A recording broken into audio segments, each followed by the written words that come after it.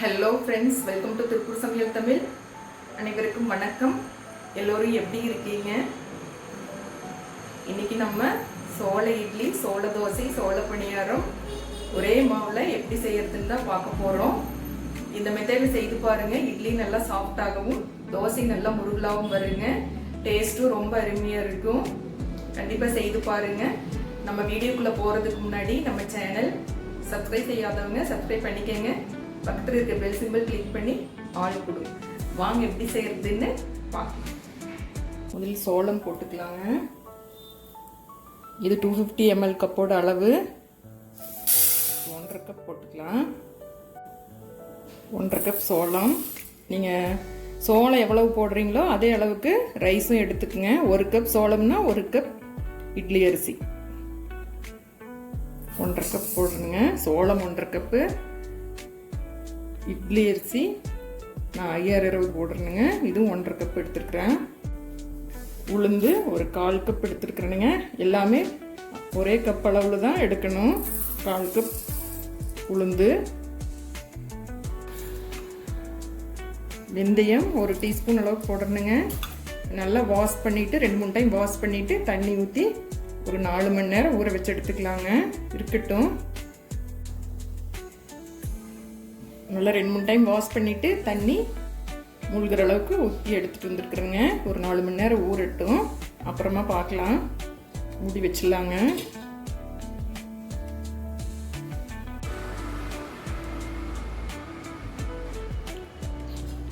நாலு மணி நேரத்துக்கு அப்புறமா ஊறிடுச்சுங்க. நீ அரைச்சிக்கலாம். நான் கிரைண்டரில் தான் போடுறேன். நீங்கள் அளவாக கம்மியாக போட்டிங்கன்னா மிக்ஸி ஜாரில் கூட போட்டு அரைச்சிக்கலாம். இது கொஞ்சம் அதிகமாக இருக்குது. நான் அதனால் கிரைண்டரில் போட்டுக்கிறேன்.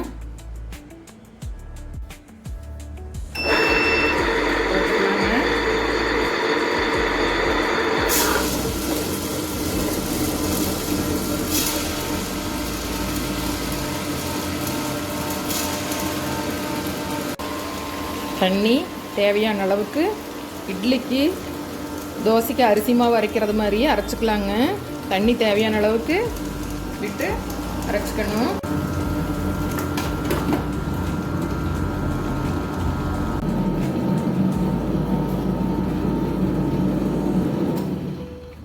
அரைபட்டுச்சுங்க.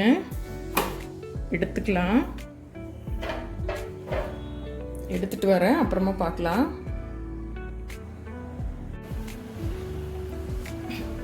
மாவு அரைச்சி எடுத்துட்டு வந்துட்டுங்க. அப்புறம் இது போல் இருக்கணும்.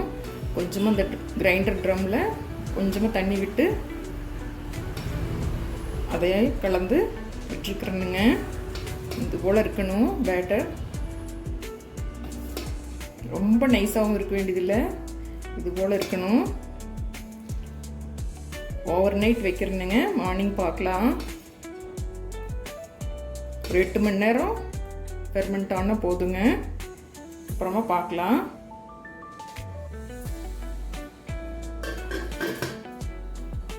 காலையில் பார்க்கலாங்க.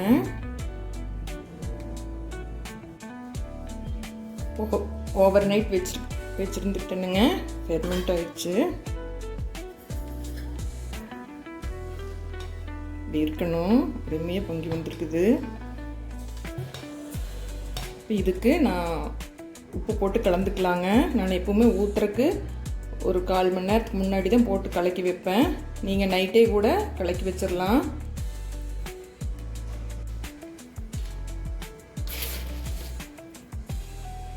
கல்லுப்பு தான் போடுறேனுங்க. ஒரு டேபிள் ஸ்பூன் போடுறேன். நீங்கள் தேவையான அளவுக்கு 1.5 டேபிள் ஸ்பூன் போடுறேன். நீங்கள் தேவையான அளவுக்கு போட்டு கலந்துக்குங்க.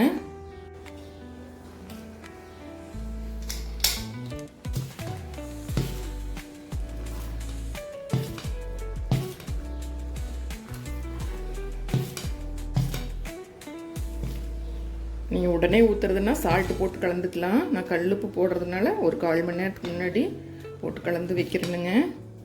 இந்த ஒரே பேட்டர்லேயே இட்லி, தோசை, பணியாரம் எல்லாமே ஊற்றிக்கலாங்க. இது போல் இருக்கணும். இது போல் இருக்கணும். தோசைக்கு மட்டும் கொஞ்சமாக நீங்கள் தண்ணி கலந்து கொஞ்சமாக லூஸ் பண்ணி ஊற்றிக்கலாங்க. பணியாரம் இட்லிக்கெல்லாம் இந்த மாவுலேயே ஊற்றிக்கலாம். தோசைக்கு மட்டும் கொஞ்சமாக தண்ணி கலந்து கொஞ்சமாக தண்ணி கலந்து ஊற்றிக்கணும். அப்புறமா பார்க்கலாம். இட்லி ஊற்றிக்கலாங்க.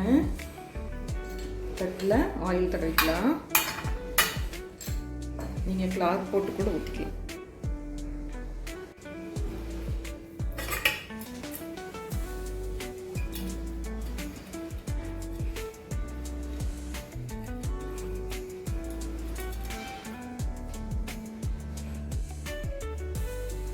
ஊற்றிக்கலாங்க.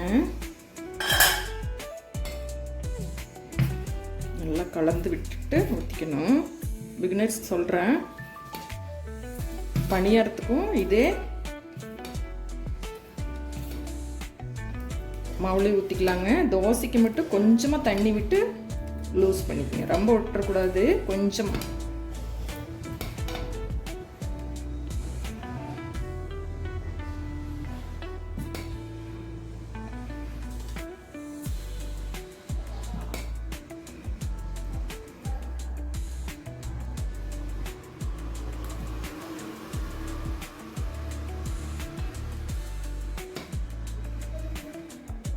அப்புறமா பார்க்கலாங்க. 10 நிமிஷத்தில் வெந்துடுங்க. அப்புறமா பார்க்கலாம். எடுத்துட்டுனுங்க. சோள இட்லி ரெடி ஆயிடுச்சு. எடுத்துக்கலாம்.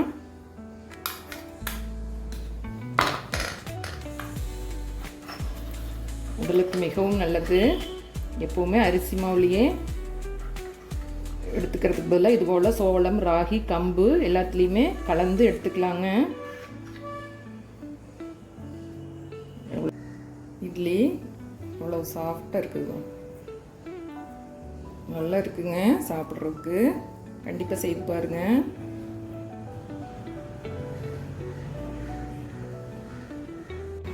பணியாரம் ஊற்றிக்கலாங்க. சூடாகட்டும். ஆயில் விட்டுக்கலாம்.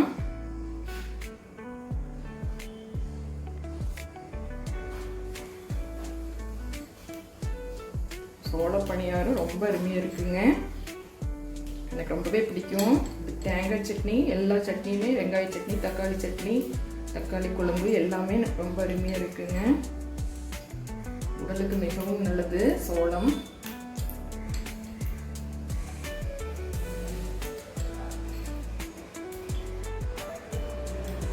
குழந்தைகளுக்கு இது போல செய்து கொடுங்க, விரும்பி சாப்பிடுவாங்க.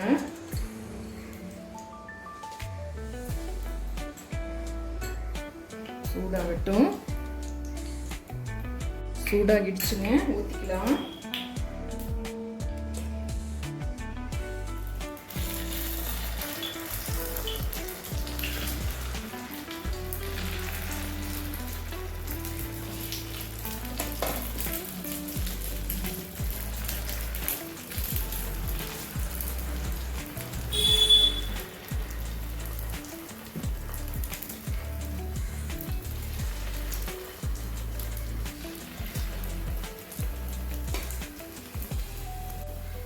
திருப்பி விட்டுக்கலாங்க. அருமையான சோள பணியாரம் ரெடி.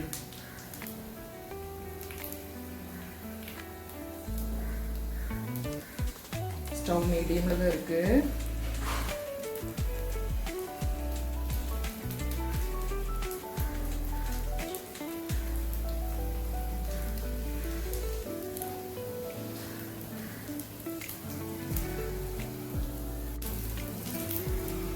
திருப்பி விட்டுக்கணுங்க. சிவக்கிற வரைக்கும் இது போல இருக்கணும்.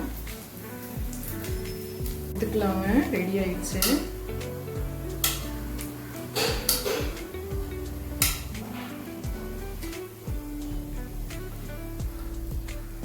அருமையான சோள பணியாரம் ரெடி.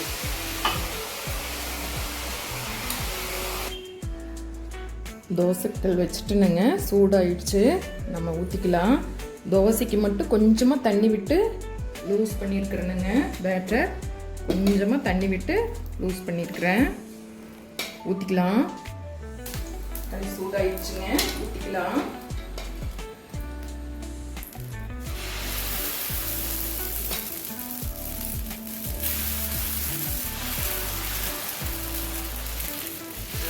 அருமையான இது கொஞ்சமாக தண்ணி கலந்துருக்குறதுங்க. கொஞ்சமாக லூஸ் பண்ணிக்கங்க.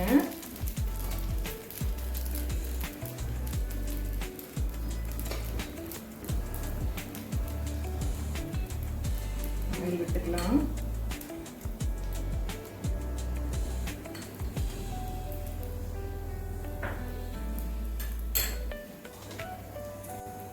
மூடி வச்சுக்கலாங்க.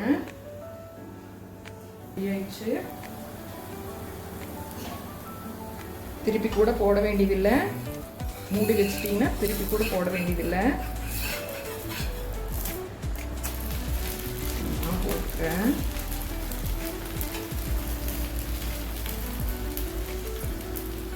அருமையான சோள தோசை ரெடி.